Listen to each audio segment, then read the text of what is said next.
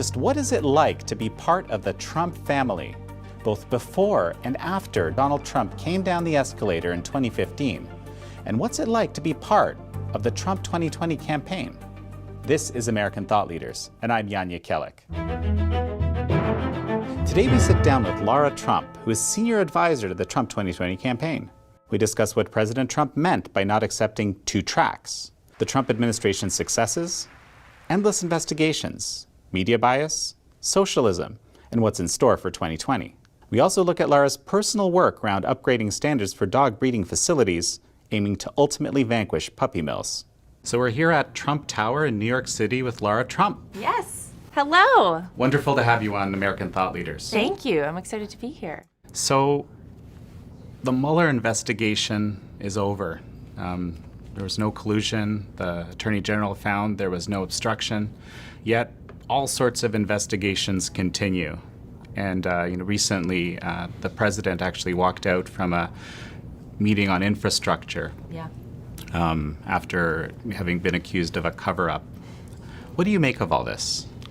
I think it's pretty clear to most people what's going on here. Sadly, our country was put through the Mueller investigation for a little over 2 years. It was really an awful thing for our country. We all knew at the campaign and in our family that there was no collusion with Russia. The idea of it actually was so crazy when we all first heard about it, and that was even something that people were considering.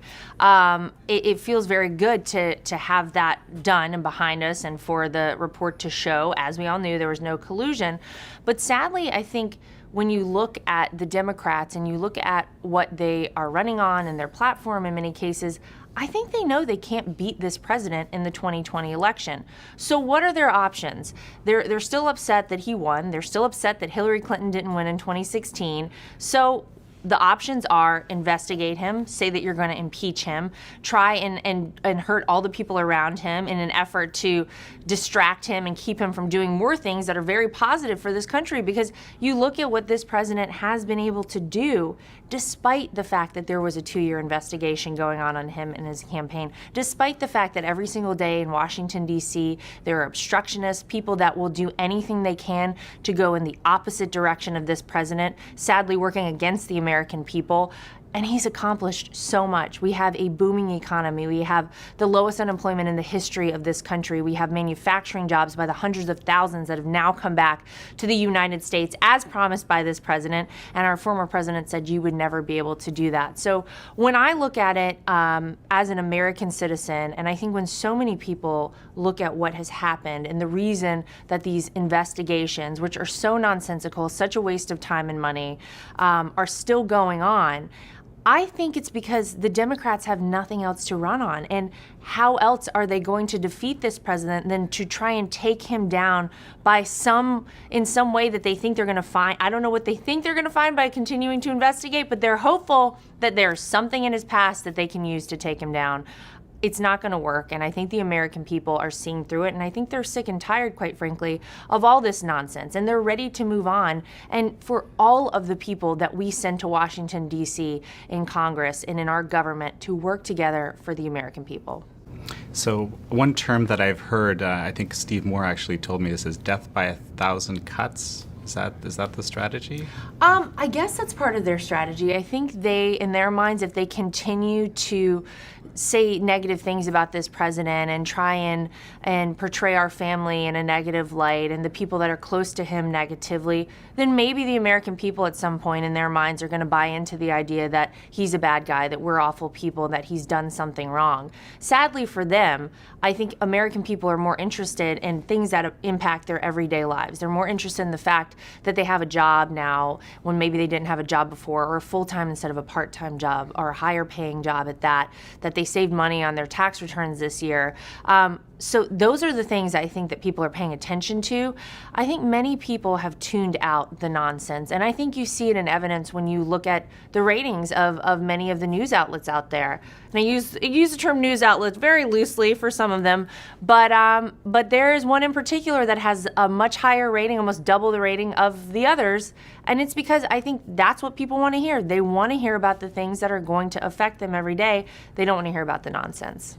So, well, I really do want to talk about the media piece in a little bit. So Okay. please remind me if I don't remember. But so the president has called this, he's called it a hoax, he's called it a witch hunt, and he's called it, and you were talking about this, basically harassment of himself and the family. He said that Don Jr. has basically been put through hell through this process. We had an article recently about how a number of people have just been kind of dragged through the mud through the Mueller investigation, people who are, completely innocent of anything. How is this all playing out for your family? Well, nothing prepares you for this. Certainly nothing will prepare you ever, I don't think, for being part of the first family, having your father-in-law in the White House, especially for me. I came from a very normal background. I was raised in North Carolina in a middle-class family and never dreamed of full-time living in New York, certainly never dreamed I would be part of a family like this. But it's very challenging. I mean, it's hard when you know the truth, when you know that people are good and you know that they've done nothing wrong, and yet there's a narrative out there that continues to portray them in a different way. And whether you're talking about my father-in-law, the president, or you're talking about Don, my brother-in-law, or my husband, or even me, it's happened to all of us. And it's very upsetting because when you know someone's heart and you know they're good and you know they're just out there trying to do the best thing possible. And listen, especially when it comes to the president, he didn't need to do this job. His life is a lot harder now because he's our president. Everyone liked Donald Trump before he decided to run as a Republican, and now you see the difference. So it is challenging, but I think at the end of the day, we all know we're doing this for the right reason. We all know that the president is fighting for the American people, and I always tell him, and I say to people all the time, I think he will go down in history as one of the greatest presidents we've ever had. He's honest, and maybe sometimes to a fault, but sometimes you need to hear the truth, and sometimes it's not great, and sometimes you need somebody to stand up and say, we can do better, and we need to start fighting for ourselves, and that's what this president has done. So they can try all they want to harass all of us and malign all of us and write negative stories about us all day long, but we sleep well at night because we know we're good people and we know we're doing the right thing. So what's it like being Donald Trump's daughter-in-law? I mean, maybe before the presidential run, and then have things changed at all? Yeah. Well, as I mentioned, I did not grow up in New York City and in this sort of higher society town. I grew up in North Carolina going to public schools my whole life and come from a very normal background. So it's always intimidating, I think, to meet who might be your future in-laws, certainly when their last name is Trump. It's a lot scarier. So I was very nervous, I remember, before actually meeting my then boyfriend Eric's dad and mom, and I was so pleasantly surprised immediately at how my father-in-law interacted with me and the way he made me feel, because anyone who's been around Donald Trump knows that he's a great guy, but he's so much more of a normal guy than anyone in his place should really ever be. I mean, he enjoys the simple things in life, and one of the things that we did was we shared an ice cream together at the U.S. Open, and he chatted with me and wanted to know about me, and I felt very relaxed pretty quickly after meeting him, and so I knew that meant something, because you don't always feel that with people. So Eric and I got married 5 years ago, and I officially became part of this family, and they were always happy to welcome me with open arms, every member of his family. And I do say that they all are down-to-earth people, and I can say that because I come from a background where I can say that. Otherwise, I don't know that I would have fit in with a family that was any different. Now, certainly, being his daughter-in-law and the fact that he's in the White House as our president, it makes me so proud to know that this man that I have always known is a great father, is obviously the business leader and mogul that we've always known in this country, is using everything that he's learned throughout his career to benefit the American people. I couldn't be prouder to work as part of his campaign team. I did it in 2016, sort of by default, in some crazy twist of fate, and he asked me to stay on board, and I'm honored to do it, and I'm honored to call him my father-in-law. It's a great thing. So the man seems to never sleep, I mean, at least to some of us.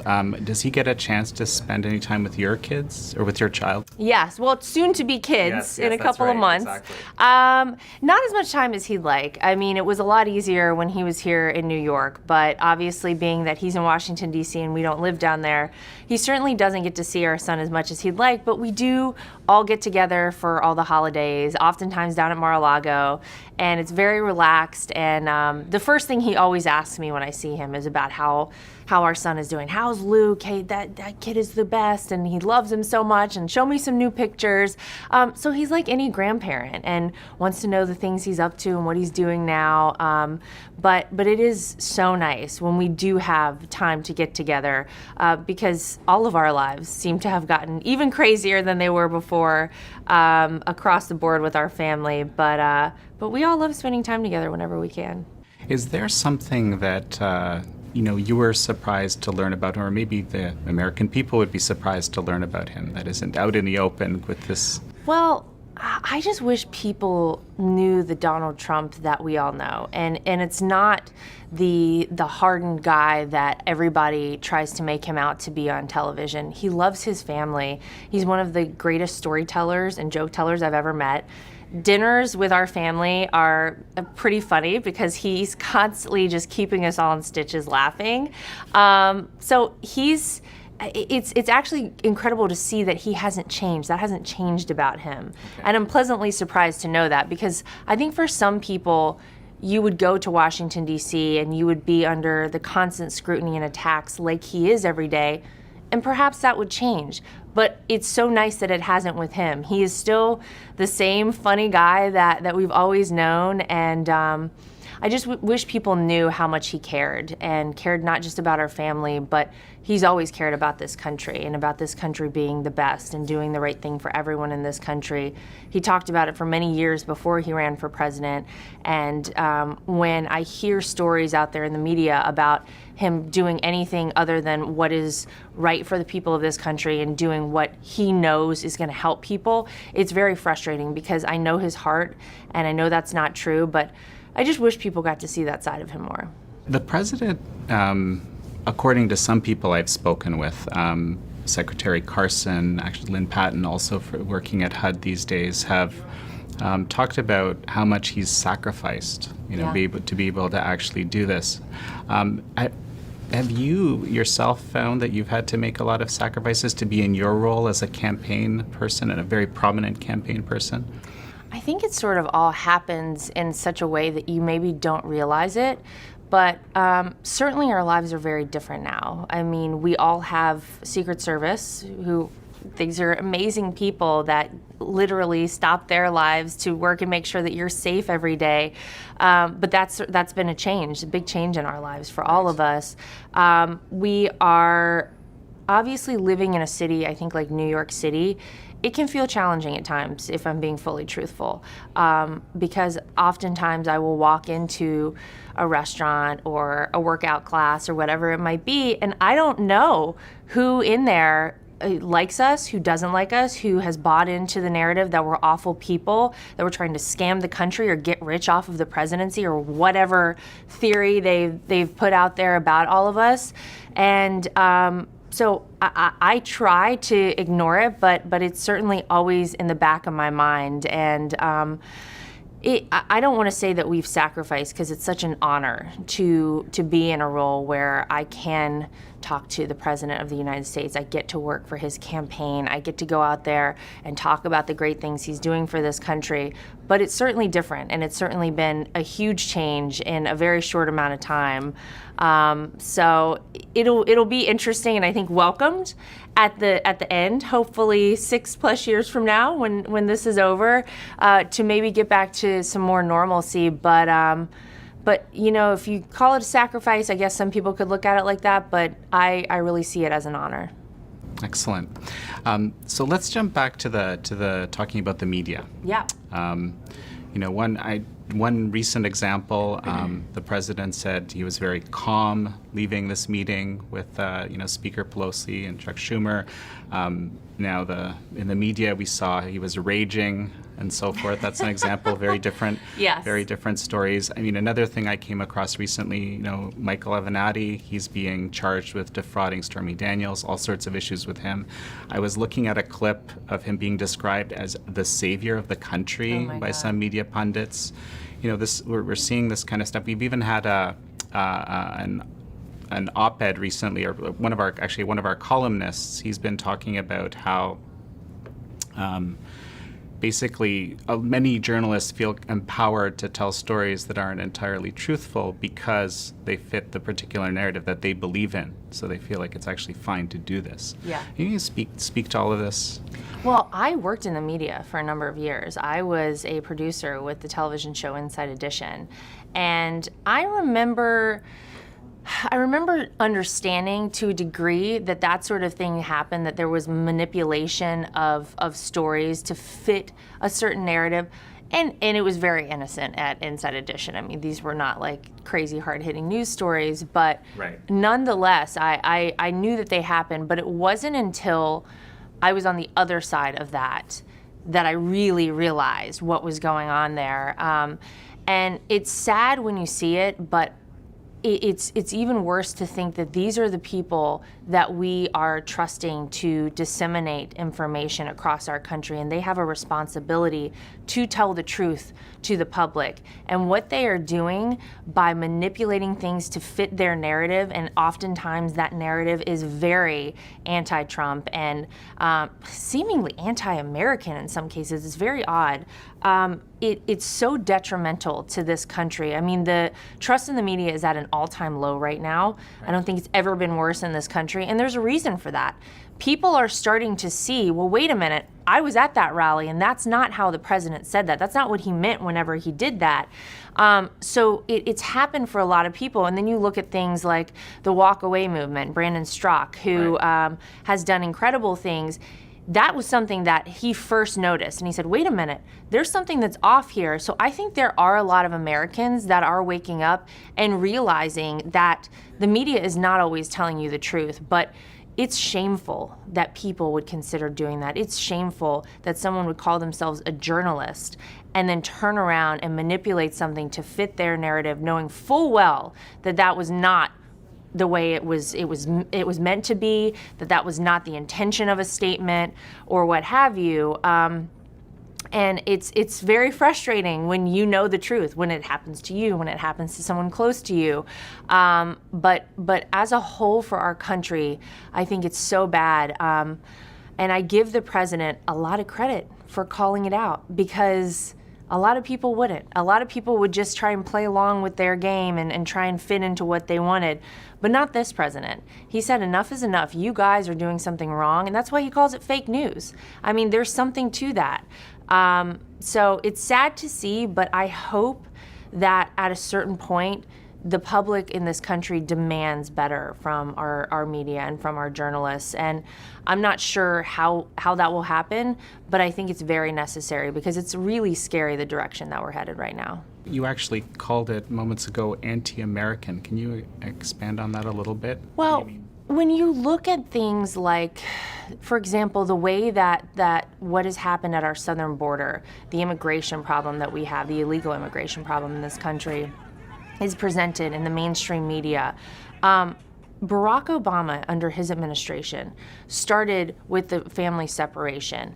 And all of a sudden, it became, well, Donald Trump is locking kids in cages, which, first of all, is not the case. That's a ridiculous thing to say. This was all started under the Obama administration, but nobody cared about it then. And then you have the media portraying the president negatively, portraying people coming across our southern border as people that we should be helping. Let's let them into our country. Well, unfortunately, we cannot just continue to have an open border at our southern border, because it doesn't work. We're poised to have over 1 million people come into this country right now. So guess what that means? It disproportionately impacts people like the African American communities, Hispanic communities, people in low income communities. And unfortunately, when you buy into the media narrative and you say, well, let's let all these people in, that's going to hurt your fellow Americans. That is going to hurt people in this country. And we have to take care of people in our country first. And then if we can help other people, we absolutely should. And the president has always had that vision and operated under that assumption. But unfortunately, when you have the media twisting things around and making things seem like something that they're not, it's very detrimental, and people don't get the truth and they don't get the full picture. So I do think you can call that anti-American, because you're hurting your fellow Americans at the end of the day when you are automatically going to believe that and subscribe to what they want you to believe. You know, you mentioned, something just struck me, you mentioned a number of the things that the administration has accomplished, such as, record employment or record low unemployment. Yeah. And a number of other things. How much is this, in your view, something where there's, in the headlines, you just constantly see attack, problem, this is wrong, that's wrong, investigation, cover up, and you don't get to see any of those things? Well, you never get to see any of those things, sadly. That's why I almost feel like a broken record sometimes repeating it, but I think it's necessary to do, because sadly the majority of our media is obsessed with the scandalous, salacious nonsense that's out there and trying to further a narrative that this president is a bad guy, or that he's done something wrong, or that we should impeach him, which all is just complete garbage. And you don't hear about the great things that he's doing in this country every single day. You don't hear about the way that he's positively impacting people's lives, and the new ways that this administration has tackled problems that have never been tackled before, that have been totally ignored. I mean, you look at the fact that this president has now had 2 meetings now with Kim Jong-un of North Korea. Right. No president has ever done something like that. The possible denuclearization of the Korean Peninsula, it could happen. And it could happen under this president. But, he'll never get credit for it, because the media always takes whatever he does and spins it around. But you should hear about more of the good things that are out there. You should hear about more of the things that impact your everyday life. So here at the campaign, actually, we said, nobody's talking about this. We'll talk about it. Right. So we started actually what we call the real news. And I do a weekly update where I let people know about the great things that the administration has done in that week. And it's things that you probably would never hear about otherwise, because we feel like it's really important, and it's something that people want to hear about. So it's sad to see, but not that surprising. Well, you'll certainly hear about them on this program and in the Epoch Times, because we like to take Yes. a fair and balanced approach to these questions. Good. But tell me a little more about what you do at the campaign. Actually, I know that you have the show that you're doing for the campaign, but what else are you involved in now? I feel like I'm involved in everything in a way. So I remained at the campaign in 2017 after my father-in-law was inaugurated. We never really shut the campaign down, which is unusual, and I don't think has actually ever happened before. But the president felt very strongly that the movement that had started behind him, he wanted to continue, and he wanted people to still feel like the campaign was here and have a place to go. So I remained here with a very small group of people at the time, and we've done everything I feel like that maybe we didn't know we should have done in the previous campaign, because we were all very green. None of us had ever been involved in politics. So we feel very streamlined now. I mean, I'm a senior advisor to the campaign, so anything from dealing with the finances to our television show we do. I obviously do a lot of media appearances and speaking engagements, but we have recently done a lot of hiring at the campaign. We're gearing up for 2020. We're hiring state directors all around the country and really getting our teams in place. In terms of money, we have done some really epic fundraising. The first quarter of this year, we raised $30 million. Half of that, by the way, donated by women, which we're very proud of. So, I mean, I really have a bit of a hand in everything. I work day to day with Brad Parscale, our campaign manager, with Ronna McDaniel, the chairwoman of the RNC. And I mean, we're firing on all cylinders. So whatever the day calls for, I'm sort of ready to do it, and we tackle it every day as it comes. So let's talk about women, actually. And this is especially, I think, suburban women. That was a demographic that President Trump had a challenge with in 2016. That was how are you addressing, speaking with women? It's very interesting to hear, actually, that half of the donors are women. Well, I think there was always an assumption that Donald Trump wasn't going to have women vote for him. And I knew that wasn't right in 2016 because I knew so many women who would just randomly come up to me and say, I love Donald Trump, I want him to be our president. And so in 2016, I made a concerted effort to get a group of women together, and we traveled all across this country. Lynn Patton, who you just mentioned, was one of them. Katrina Pearson, who remains with the campaign now. Diamond and Silk, who everyone knows, and one who we will not mention. We all traveled this country, and the turnout that we saw was that half, if not more than half, of the people that would come to these many rallies that we did were women. And so I said, something is going on here. Somebody's missing something. And you look at these fundraising numbers that we have now. By the way, in 2016, only about a quarter of our donations came from women. Okay. So now we're at half of our donations coming from women. I think women out there are made to feel like if you are not voting alongside the Democrat Party, that there's something wrong with you. If you are supporting Donald Trump, you can't talk about it. And it's a shame. It's really sad to see that. But when I look at these fundraising numbers and I just day to day feel when I'm traveling through an airport or I go speak somewhere or I go home to North Carolina, the number of women that come up to me and that have really positive things to say about our president would shock all these people that say that Donald Trump is going to lose with women, that he can't win. So I have always said that the women problem is not a real problem. And I do think it's important for us at the campaign to get out there and remind people, men and women alike, about what this president has done for them over the past now 2.5 years, and as we approach the election, it will be 4 years, because oftentimes you miss it, or you forget about it, or you get used to making that little bit more money, or whatever it might be. So whether it's men or women, I think we just need to make sure that we're reinforcing what this president has done, what he can do in the future for this country.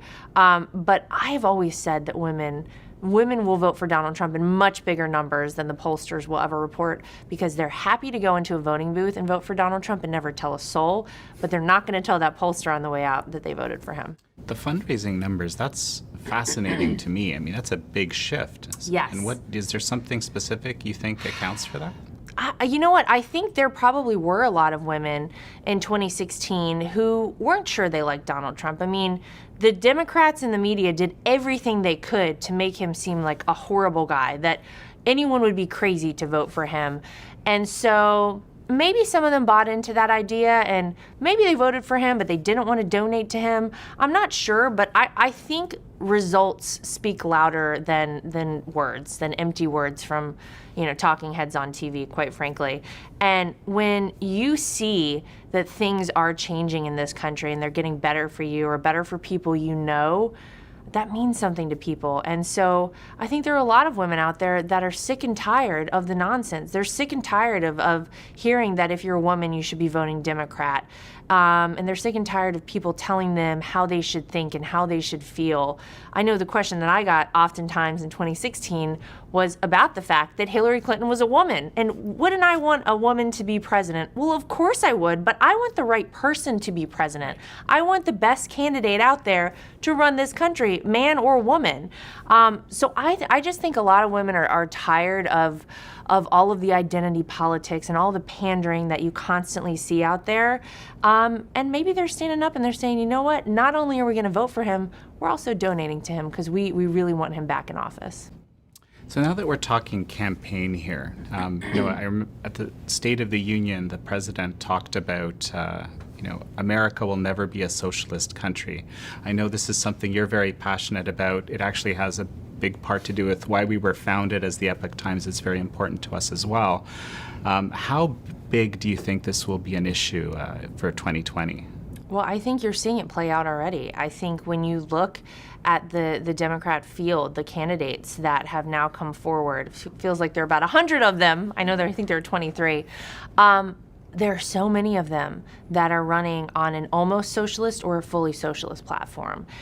That is terrifying to me as an American citizen. This country was founded on free market, free economy, capitalism. That's why we are, the biggest economy in the world. That's why we have always been the strong country that we are. And that's why people flock to this country every single day. And you don't have to look very far to see why socialism doesn't work and why it would be detrimental to our country. You look at Venezuela as the most recent place where they tried to implement socialism. Obviously, it has been an epic failure. People are starving to death in Venezuela. They want to get out. They can't get out. They are eating dog and cat food to survive. 90% of the population lives below the poverty line there. It's really scary stuff, and this country was always founded on less government, not more government. When you look at socialism and what it means, it's more government across the board. It's almost government run everything in your life, and so for people out there that don't fully understand it, I always encourage them. Do some research. Look at the countries that use socialism: the USSR, Cuba, China. These are not countries we want to mimic in the United States of America. No kidding. But you see that there are so many candidates out there proposing all this free stuff, free education, free health care to people. And it's very tempting when you don't have the facts and you don't understand the implications of that long term for this country. So I think this election, of any election, is going to be about a free country like we have now, like we have always had, or a socialist, almost communist-run country like so many of these candidates are frighteningly trying to propose for our country. And I think, as scary as it is, I think it's going to be a very clear way to look at things. And I think people either want to continue in the direction that we've always gone in this country, or maybe they're bamboozled a little bit by all the bells and whistles on the other side. But at the end of the day, I don't think Americans can get behind socialism. I don't think they want a country run with full government control of everything we do, where people tell you when you can have a medical procedure, where you have to go, when you can get certain food. It's really crazy that we are at this place, but I think the American people are going to stand up, and I think they're going to vote against socialism. And what do you make of the fact that in this millennial demographic especially, seems to be this interest or even, support, at least on paper? Well, it's very cool. You have people like Alexandria Ocasio-Cortez in the Democrat Party, who's become sort of the face of the Democrats, who was always alongside Bernie Sanders, who is, now sort of like the grandfather of socialism in this country. He's what we all associate. That's always what I assume. I just assume it's a lack of education. It's a lack of experience in the world. But it is frightening to see the number of millennials, Generation Z, the younger people in this country who will be voting possibly in the next election, and the way that I feel like they've had the wool pulled over their eyes in a way by these really cool talkers and some of these ideas that sound really nice but ultimately cannot be paid for by the United States. Is talking about this stuff, educating around it, exposing it, sort of explaining a part of the strategy for 2020? It absolutely is for us. I think in so many cases, because it is not out there in the way that I wish it was out there, whether you're talking about socialism, whether you're talking about the positive things that this president has done for this country. I think it is incumbent upon us as the campaign, as Republicans, to make sure that we get the word out. And there are great people out there who are allies of ours, like Turning Point USA, Charlie Kirk and his group, who go around to college campuses where sadly they have become bastions of liberal ideology, and even professors now. Some of the stories I hear from college students is terrifying, that their professors are encouraging them to have a liberal mindset and not encouraging freedom of thought and exchange of ideas anymore. It's just, here's the way it is, and this is how you should think of things. But there are great people out there who are going around, whether it's college campuses or Candace Owens of Blexit, who is doing incredible work within the Black community to make sure people understand it's okay to leave the party of the Democrats. It's okay to become a Republican. It's okay to support this president because he supports you. And everything you've heard out there is not true. So we do have a lot ahead of us, a long road to go, but we have some great allies out there, and we're very lucky. But I do think that's part of the strategy. It's about just getting the word out and reminding people about how their life has changed over the past couple of years. So what are, in your mind, the big issues for 2020 that you'll be focusing on? Well, I hope it won't be the Mueller report because we're all so done with that. But if the Democrats have their way, that's what it'll be on. I think, listen, so much of it is going to be about the economy. The economy in this country cannot be ignored. The fact that people are back to work and making more money cannot be ignored. And I think overall, it's asking yourself, in many ways, it's very Reagan-esque. Is your life better now than it was before Donald Trump took office? And I think for the majority of people in this country, it's so much better, and we have to make sure that they ask themselves that question. Obviously, immigration and healthcare, I think, are two big things that people want to see happen. Sadly, if the Democrats stop playing politics all the time and stop playing games and instead wanted to do something positive and work together with our president for this country, we could have had those things done already, and infrastructure as the most recent example. But I think they're all things that impact people's lives, that will impact the future of this country, and I certainly think those are things that are going to be real key factors in 2020. So speaking of which, Sarah Sanders recently talked about how there can't be two tracks. That was after the president actually stepped out of this meeting on infrastructure. What was his reasoning behind that? Well, let's look at the fact that like an hour before Nancy and Chuck were at the White House, they had a meeting about impeaching him. How can you, in good conscience, work with people who want what's worse for you, who want your downfall, who want you out of office? It doesn't work. And the president said that, I think, when he came out. He was very clear that I did not sit down with them because they're still playing games. There's still so much that they want to do that's negative for this country, that you know, to him personally.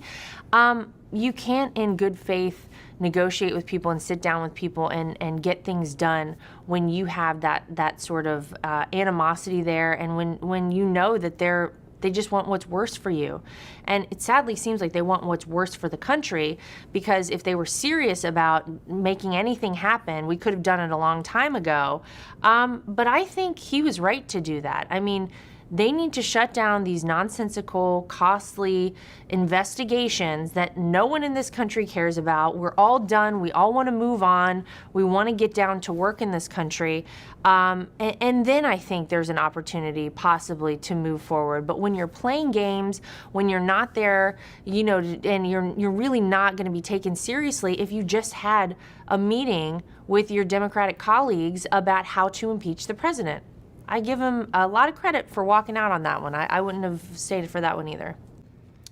Laura, I actually wanted to ask you to switch gears a little bit, because I know there's an issue that you're very passionate about, which is, you know, basically getting rid of these puppy mills. This is something that I've seen you talk about a number of times. Just wanted to find out how that effort is going, and are you having some success with this? Yeah, well, I will say that the USDA did something really incredible, which is for the first time in over 30 years, proposed updating some of the standards that the dog breeding facilities in this country are beholden to. So they said, let's make life a little bit better for these dogs. And the hope is that we never have puppy mills anymore. Puppy mills really it's a way to describe a dog breeding facility that is very subpar, that the dogs are never let out of their cages, that they're bred out of control, that there's a lot of disease, a lot of issues, and sadly those dogs end up in pet stores oftentimes, they become your family pet, and then you get a vet bill for $8,000 because,